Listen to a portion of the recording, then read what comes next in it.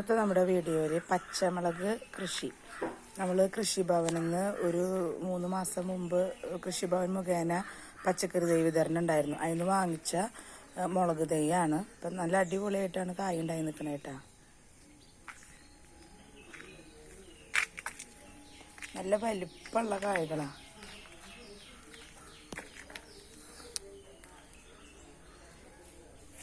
ഇത് വെറുതെ ചാണകപ്പൊടി മാത്രം ഇട്ടിട്ടാണ് ഇത് വെച്ചിട്ടുള്ളത്. വേറെ ഒരു വളപ്രയോഗം ഇതിന് നടത്തിയിട്ടില്ല. അവർ 2 ആഴ്ച 3 ആഴ്ച കൂടുമ്പോൾ അതിന് നമ്മൾ ചാണകപ്പൊടി ഇട്ട് കൊടുക്കും.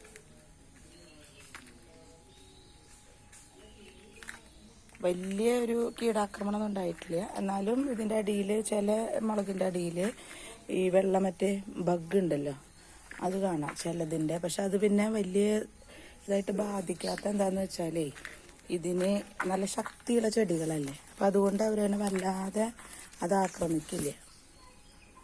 ചെറുതായിട്ടുണ്ട് കണ്ട.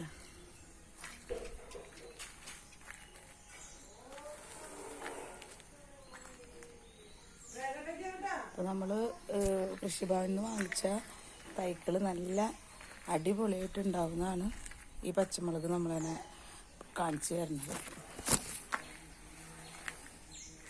അപ്പോൾ നിങ്ങൾക്ക് നിങ്ങളുടെ വീഡിയോ ഇഷ്ടമായെങ്കിൽ ലൈക്ക് ചെയ്യുക, ഷെയർ ചെയ്യുക, സബ്സ്ക്രൈബ് ചെയ്യുക. നമ്മൾ ആദ്യം തന്നെ തൈ വയ്ക്കുമ്പോൾ ചാണകം മിക്സ് ചെയ്തിട്ട് വെക്കുക.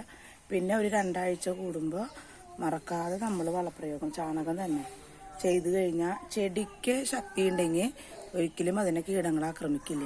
ഇപ്പം നമ്മൾ കുട്ടികൾക്ക് ആരോഗ്യമുള്ള ഭക്ഷണം കൊടുത്താൽ അസുഖം വരൽ കുറവുള്ള പോലെ തന്നെ ചെടിക്കും അത് തന്നെയാണ്. എല്ലാ ചെടികൾക്കും ശക്തിയായിട്ട് അവർക്ക് നല്ല ആരോഗ്യം ഉണ്ടെങ്കിൽ വളപ്രയോഗം നടത്തിയിട്ടുണ്ടെങ്കിൽ, വളപ്രയോഗം ജൈവവളം നടത്തിയിട്ടുണ്ടെങ്കിൽ അവരെ തന്നെ ബാധിക്കുന്ന കീടങ്ങളും കുറവായിരിക്കും.